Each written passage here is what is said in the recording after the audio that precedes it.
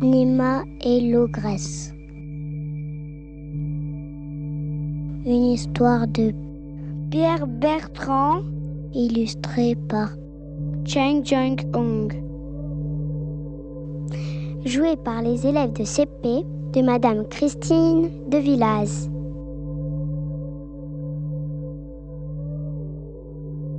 À tous les sentiers qui nous cheminent, à tous les chemins qui nous subliment. Pierre Bertrand.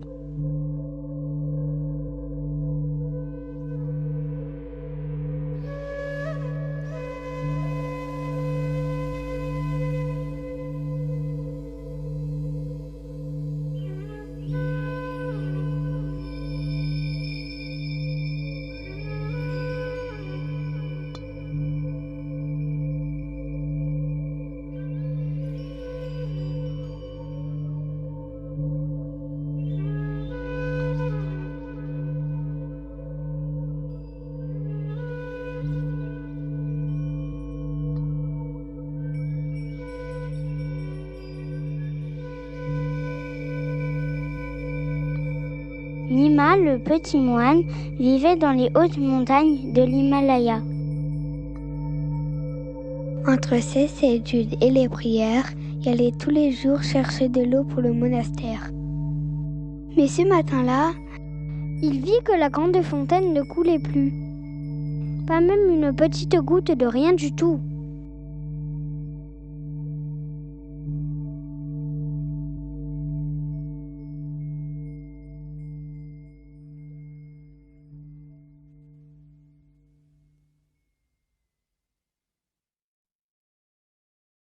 Inquiet, Nima courut prévenir le grand lama. Quelle catastrophe! Soupira le grand lama. Cette fontaine est notre seul point d'eau et si elle est à sec, nous allons mourir de soif. Puis il réfléchit longuement en lissant sa barbe. Il y a bien la source de la roche percée, mais elle est à une journée de marche du monastère. Et mes jambes sont trop vieilles pour un si long chemin. Maître, laissez-moi y aller, suggéra Nima. Je partirai avec Junpa, notre yak. Très bien, mon garçon, approuva le grand lama. Mais sois prudent, car de mauvais esprits rôdent parfois dans la montagne. Ils prennent souvent une apparence humaine pour mieux nous séduire et nous dévorer tout cru. Sois sur tes gardes et quoi qu'il arrive, pense à ce que nous a enseigné le Bouddha. Celui qui est maître de lui-même est plus grand que celui qui est maître du monde.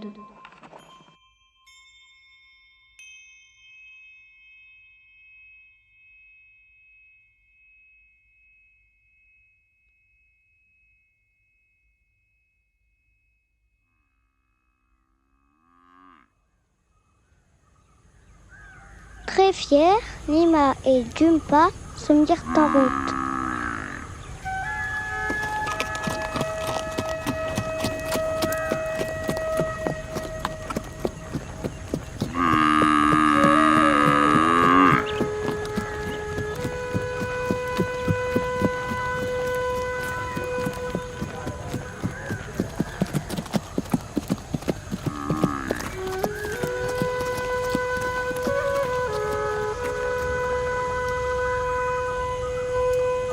Les drapeaux de prière chantaient dans le vent léger.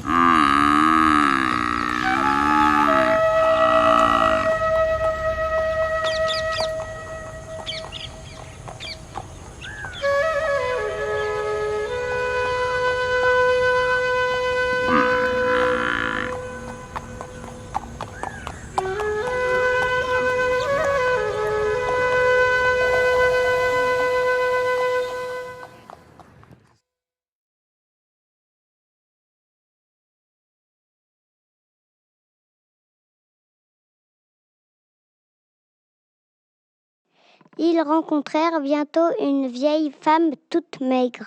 « Oh, comme j'ai faim !» se plaignait-elle. « Comme j'ai faim !» Aussitôt, Nima sortit de sa poche une belle pomme toute fraîche et la lui tendit. « Merci, mon garçon, comment te remercier ?» Elle fouilla alors dans un vieux sac et en sortit une statuette du Bouddha. « Tiens !» dit-elle. « C'est mon bien le plus précieux. Cette statuette est magique et pourra te servir si tu es en danger. Vois ce petit trou au niveau de son nombril? Eh bien, tout mauvais esprit qui entre dans le ventre du Bouddha par cet orifice ne peut plus jamais en ressortir. » Nima remercia la vieille femme et accrocha soigneusement la statuette sur Jumpa. « N'hésitez pas à vous rendre au monastère, lança-t-il en s'éloignant. Vous y trouverez de quoi manger et vous reposer. »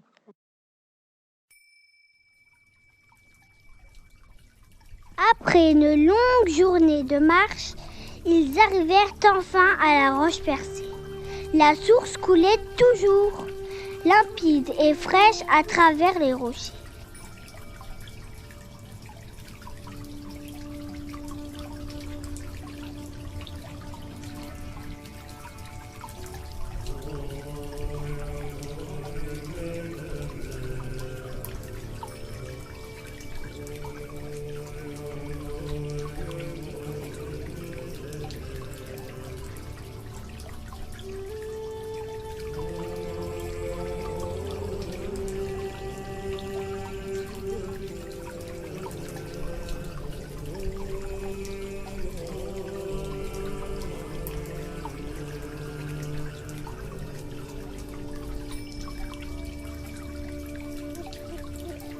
Nima déchargea ses seaux et commença à les remplir.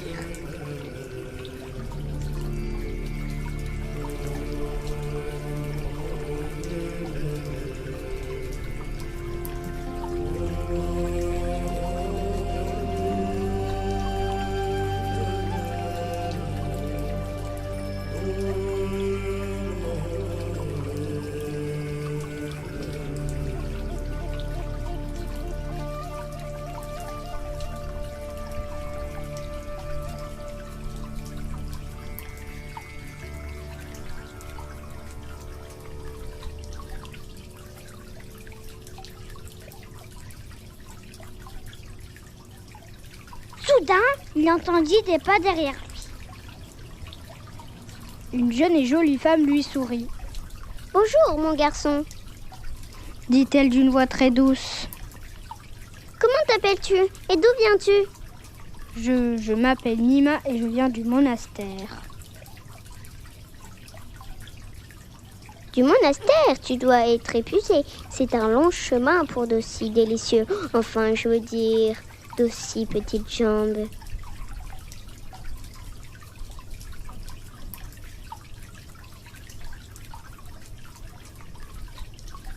Oui, madame, c'est vrai, et il me faut repartir.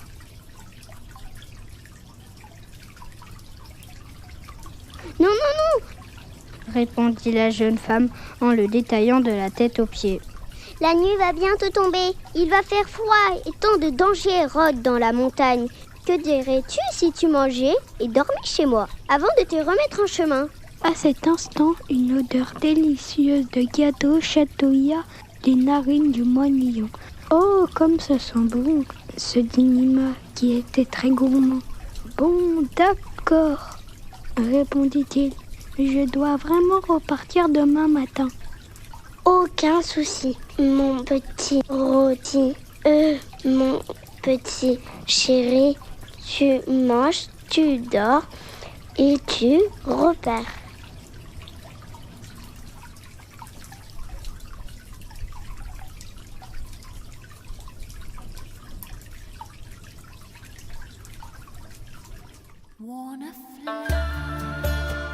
quand ils furent dans la cabane, Nima pensa à quelle étrange maison.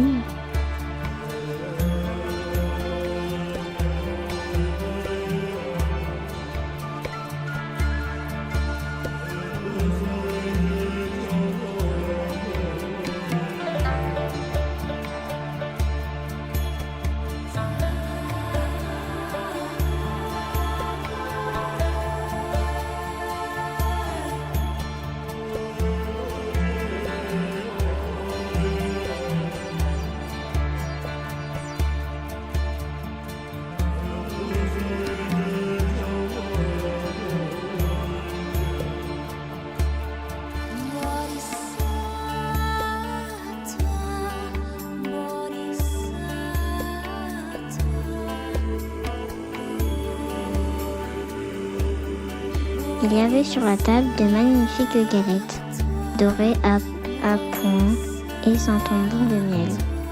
Serre-toi, mon petit lardon, mon petit garçon.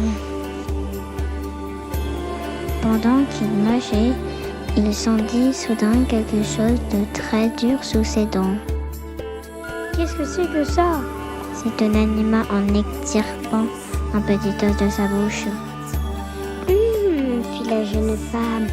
On dirait un os de poignet, enfin de poulet bien sûr. Bon, coupa-t-elle sèchement, il est temps d'aller te coucher maintenant.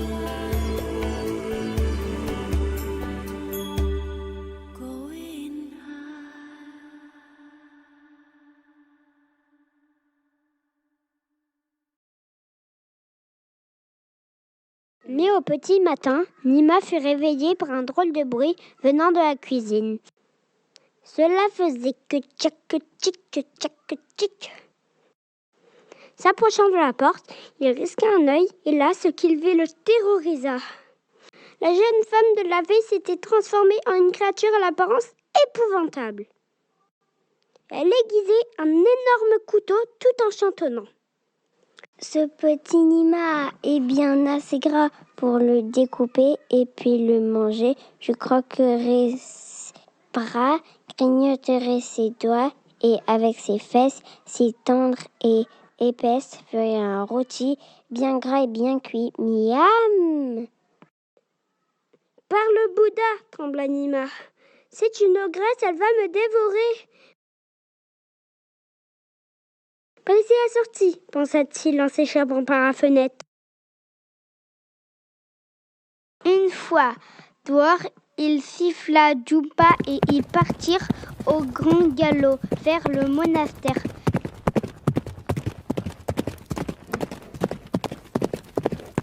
Perché sur un rocher, l'ogresse devenue énorme et cramoisie de colère hurla « Oh toi, tu vas me le payer cher !» Puis elle se mit à tourner sur elle-même et se transforma en une immense tornade, arrachant tout sur son passage. Plus vite, Jumba, plus vite, sinon nous allons finir entre ses dents. Mais la terrible tornade allait bien trop vite pour eux. La voilà qui se rapprochait. Nima repensa soudain aux paroles du Bouddha que lui avait transmises le grand lama. Celui qui est maître de lui-même est plus grand que celui qui est maître du monde. Alors Nima fit face à l'ogresse qui stoppa net son immense tourbillon. « Vous ne me faites pas peur, madame l'ogresse !» lui cria Nima. « Même aussi grande, vous n'êtes qu'une montagne de vent. » « Oh, misérable chair humaine, je suis plus puissante que ces montagnes et je vais te dévorer tout cru. » Eh bien, si vous êtes si puissante que ça, seriez-vous capable de vous transformer en quelque chose de minuscule, un flocon de neige, par exemple? Trop facile pour moi. Ha ha ha ha ha. Ha ha ha ha ha. Il eut alors un nuage de fumée, et quand il se dissipa, ne restait flottant dans l'air qu'un minuscule flocon de neige.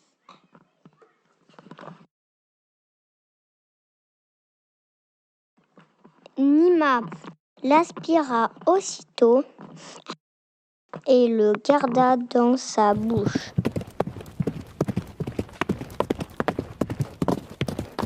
Jumpa galopait, Nima l'encourageait. Les paysages défilaient, le soleil déclinait.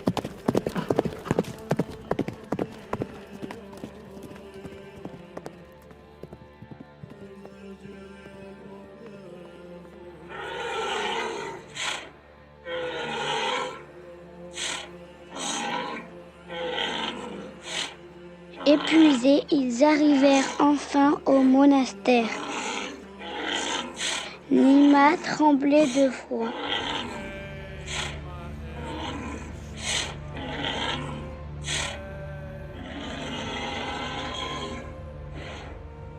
Oh, la terrible ogresse, gémit-il. Elle me transforme en glaçon. Je vais mourir tout gelé. Frigorifié, il rassembla ses dernières forces et s'empara de la statuette que lui avait donnée la vieille femme. Puis il souffla très fort dans le nombril du Bouddha qui se mit à gonfler. L'ogresse prisonnière rugissait. « Espèce de tétarade de pattes! Laisse-moi sortir de là !»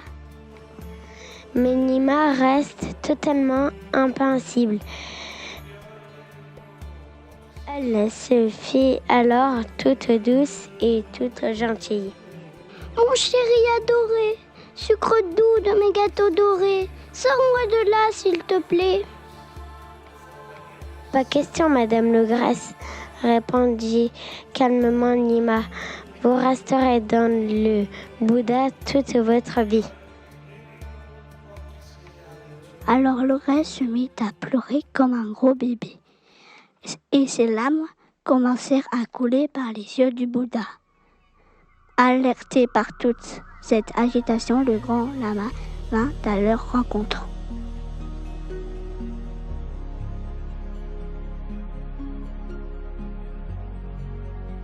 Eh bien, mon garçon, comment s'est passé ton voyage? As-tu trouvé de l'eau? Oh, maître, répondit Nima soulagé. Je crois que nous avons la solution à notre problème. Venez voir.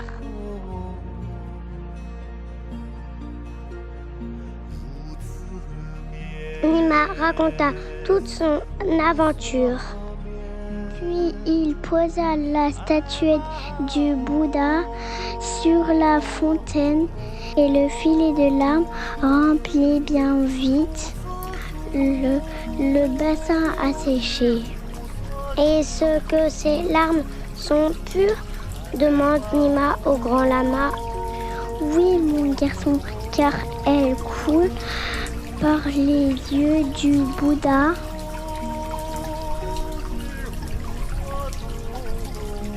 Alors, maître, nous ne manquerons plus jamais d'eau? Non, plus jamais, acquiesça le grand lama en souriant.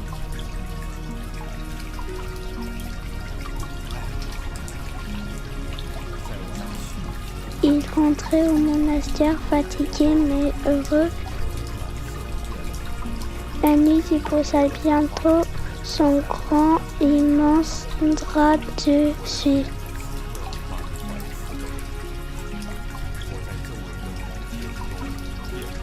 Et Nima s'endormit paisiblement, bercé par le doux clapotis de la fontaine. Fin.